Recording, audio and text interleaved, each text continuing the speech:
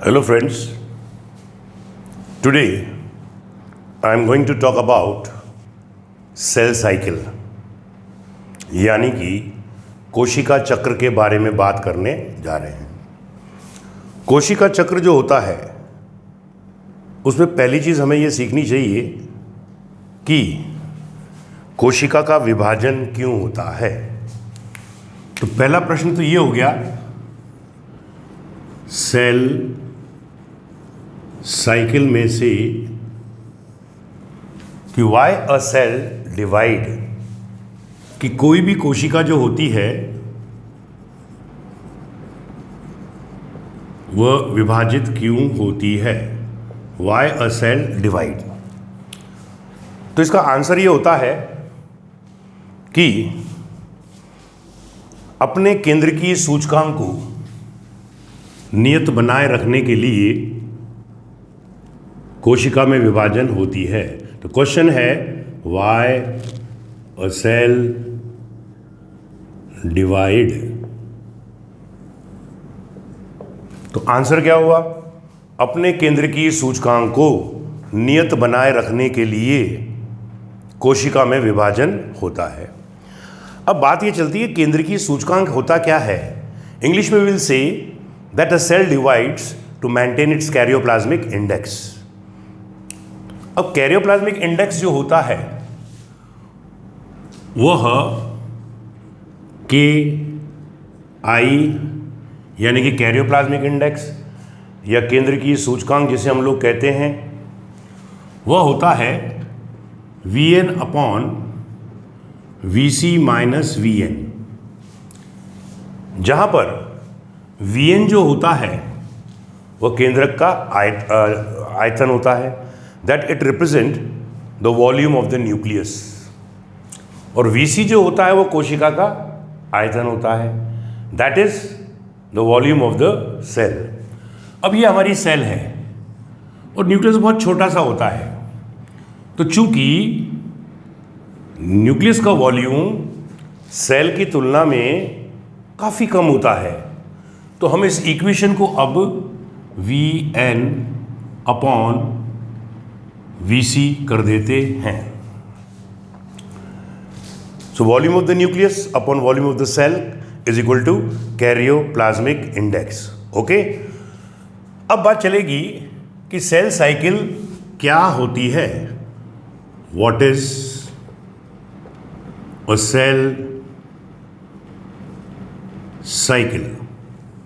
देखिए साहब, ये हमारे पास में एक सेल है, it may be your n और 2n, we are taking it 2n, माना कि ये n होगा या 2n होगा, हमने 2n ले लिया है।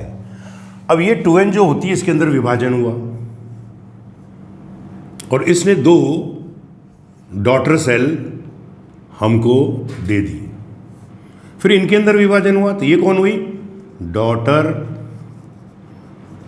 सेल, पुत्री कोशिकाएं ये हो गई, और ये पुत्री कोशिकाएं अब जनक कोशिका बन गई, दे बिकेम पेरेंट सेल, और उन्होंने फिर विभाजन करके हमको ये दो पुत्री कोशिकाएं दे दी। तो ये जो पुत्री कोशिकाएं बनी यानी कि डॉटर सेल, पुत्री कोशिकाएं, डॉटर सेल जो बनी, ये लगातार बनी है, और जो भी घटनाएं इन दोनों के बीच में हुई, the series of changes which takes place between the two successive daughter cell is called your cell cycle. दो सतत पुत्री कोशिकाओं के मध्य की घटनाएं जो होती हैं उसको हम लोग कोशिका चक्र यानी कि सेल साइकिल कहते हैं। अब बात चलेगी कि भाई सेल साइकिल जो है वो किसने दिया और इसके अंदर क्या क्या होता है। तो ये हमारे पास में सेल साइकिल, जिसे हम लोग कोशिका चक्र कहते हैं, इसके बारे में फार्मर और मूरे ने बताया था, सॉरी, सेल साइकिल जो है यह दो सतत कोशिकाओं के बीच का हो गया। अब फार्मर और मूरे ने तो मियोसिस के बारे में बताया था, स्ट्रासबर्गर ने माइटोसिस के बारे में बताया था। सेल साइकिल जो है उसको अध्ययन करने के लिए हम दो में बांटते हैं। इस कोशिका चक्र को हार्वर्ड व पेले ने बताया था। हार्वर्ड और पेले ने बताया था। ओके, अब ये जो हमारी सेल साइकिल है इसको दो में बांटा, interphase and number 2 M face.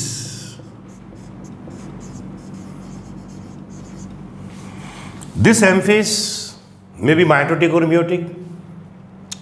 Interface और एम फेस दोनों को मिला देते हैं तो कोशिका चक्र बनता है। इंटरफेस को यदि हम देखते हैं तो इसको इन्होंने 3 में बांटा है। ये 3 में बांटा, एक कहलाया G1, एक कहलाया GS और एक कहलाया G2। ये क्वेश्चन पूछा जाता है। तो what is the correct sequence in interface? Interface के अंदर सही क्रम क्या है? G1, S and G2। और कोशिका चक्र में सही क्रम क्या हुआ? G1, S, G2 और M फेज, और फिर वापस आपका G1 आ जाएगा। तो ये चक्र है, तो जहां से चालू करेंगे वहीं से हम घूमकर आएंगे। So this is your interface. और M फेज जो होता है इसके अंदर हमको न्यूक्लियर डिवीजन देखने को मिलता है। हालांकि mainly it is related with the nuclear division, लेकिन हमारी एनसीईआरटी बोलती है कि इंटरफेस प्लस एम फेस दोनों मिलकर जो है न्यूक्लियर डिवीजन करते हैं। So be careful. तो इंटरफेस क्या है? Interphase is the stage between the 2 successive M phase. देखिए साहब, ये इंटरफेस हो गया, ये एम फेस हो गया, अब फिर वापस इंटरफेस आएगा, फिर एम फेस आएगा। तो ये हमारे पास में इंटरफेस आ गया और ये हमारे पास में वापस एम फेस आ गया। किसका? कोशिका चक्र का। तो उन्होंने पूछा है कि what is interphase? The stage present between the 2 successive M phase. 2 सतत एम फेस के मध्य की जो घटना होती है उसको हम लोग इंटरफेस कहते हैं। अब इंटरफेस के बारे में थोड़ा सा बात करते हैं। इंटरफेस जो होती है, पहले इसको शांत अवस्था कहा जाता था। Previously it was called as resting stage, क्योंकि साइंटिस्ट लोग ये मानते थे कि इस दौरान कुछ भी नहीं होता है। लेकिन आज की डेट के अंदर अगर हम देखें तो it is the most active face. इसको बोलते हैं energy face. So this is your energy face. क्यों कहते हैं? क्योंकि इस दौरान हमारी जो सेल होती है आगे के विभाजन के लिए तैयारियां करती है। It get prepared during the interphase in which it has to do lot of work. तो जो सेल डिवाइड करती है उसको नेचुरली अपने कंटेंट्स को डबल तो करना पड़ेगा, ताकि दोनों पुत्री कोशिकाओं के अंदर बराबर मात्रा के अंदर मटेरियल को डिस्ट्रीब्यूट किया जा सके। सो इंटरफेस को आजकल हम लोग एनर्जी फेस कह रहे हैं। ओके, अब आपको क्या करना है? ये सीखना है कि इंटरफेस के अंदर जो हमारे पास में G1 हुआ है, S हुआ है, G2 हुआ है, इनके अंदर क्या क्या घटनाएं घटित होती हैं। तो लेट अस सी। ये जो होता है एम फेज, इस दौरान प्रोफेज भी आता है, मेटाफेज भी आता है, एनाफेज भी आता है और टीलोफेज भी आता है। तो prophase, metaphase, anaphase and telophase, we have got it here.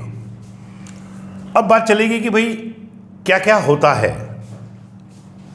तो ये हमारी सेल है और इस सेल के अंदर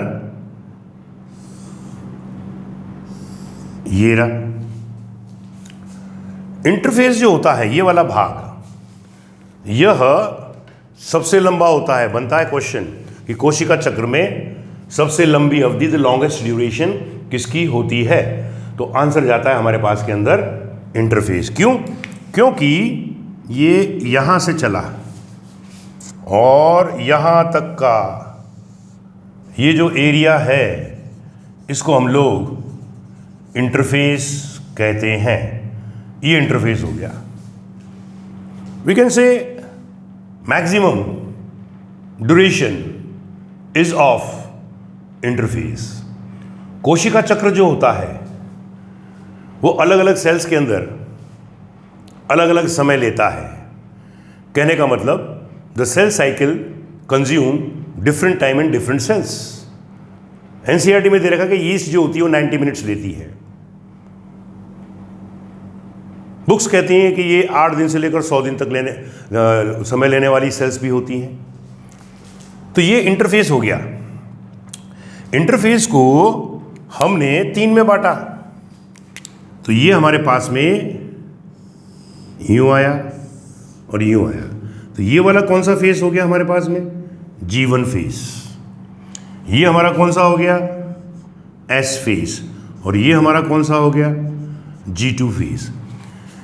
G1 फेस का मतलब होता है ग्रोथ फेस, वृद्धि प्रवस्था। This is called growth phase 1, वृद्धि प्रवस्था 1। और S का मतलब होता है सिंथेटिक, यानी कि संश्लेषी अवस्था 1, सिंथेटिक स्टेज। और ये होती है हमारे पास में ग्रोथ फेस 2। ओके, अब आपको क्या सीखना है? एनसीईआरटी के अंदर जो भी दे रखा है कि G1 स्टेज के अंदर क्या होता है, तो उसमें उन्होंने बताया कि भाई G1 वृद्धि प्रवस्था के अंदर, अब उन पॉइंटों को लिख लेना चाहिए कि वृद्धि प्रवस्था 1 के अंदर ये अपने अवयवों को दुगना करने की कोशिश करती है।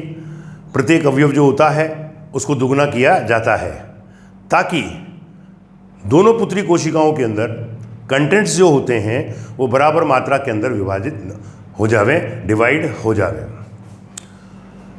अब हमने कोई सेल ली, सपोज करो यही सेल है और इसमें G1 फेस है, ग्रोथ फेस हो रही है।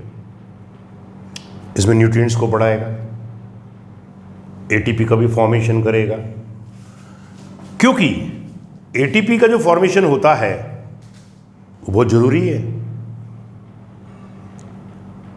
आपको मालूम होना चाहिए कि हमारी बॉडी के अंदर जितने भी प्रोसेस होते हैं उनमें से सबसे अधिक एनर्जी की आवश्यकता जो है सेल डिवीजन के समय होती है। You people are of 17, 18 or 19. You are in the growing period. You are going to become matured. आप लोग वयस्क होने जा रहे हैं, आपको बहुत भूख लगती होगी। क्यों? क्योंकि सेल्स लगातार डिवाइड कर रही हैं, आपके अंदर ग्रोथ होगी और उस ग्रोथ करने के लिए आपको क्या चाहिए? एनर्जी चाहिए। अगर आप भोजन नहीं लेंगे तो यू विल बिकम वीक, आप कमजोर पड़ जाएंगे। अब आता है हमारे पास में synthetic face, S phase. S phase के अंदर 2 घटनाएं होती हैं। एक कहलाती है डीएनए रेप्लिकेशन, डीएनए रेप्लिकेशन, और दूसरा जो होता है वो है सेंट्रियोल का डुप्लीकेशन। सेंट्रियोल का डुप्लीकेशन क्या मतलब हुआ? ये सेल है, ये सारा गेम हमारा न्यूक्लियस में हो रहा है और यहाँ पर सेंट्रियोल ये रहा, ये 2 होता है, ये 2 में बढ़ जाता है। इसका मतलब अभी न्यूक्लियर मेम्ब्रेन डिसअपियर नहीं हुई है और एस फेज के अंदर सेंट्रियोल का डुप्लीकेशन हो जाता है, साथ में डीएनए की प्रतिकृति भी होगी। प्रतिकृति का मतलब N से 2N डीएनए बन जाएगा। अब यहाँ से ये लोग क्वेश्चंस को पूछते हैं। माना कि इस पूरी सेल के अंदर क्रोमोसोम जो है वो 40 है, ओके। और इन क्रोमोसोम के अंदर डीएनए की मात्रा सपोज करो 5 पिकोग्राम है। अब ग्रोथ फेज से ये एस फेज में आया तो क्रोमोसोम की संख्या में क्या परिवर्तन हुआ? कुछ भी नहीं हुआ। अभी न तो माइटोसिस हुआ है और न ही मियोसिस हुआ है। लेकिन डीएनए रेप्लिकेशन के कारण डीएनए की मात्रा जो होती है वो 5 पिकोग्राम से 10 पिकोग्राम हो जाती है। आगे बात समझ में?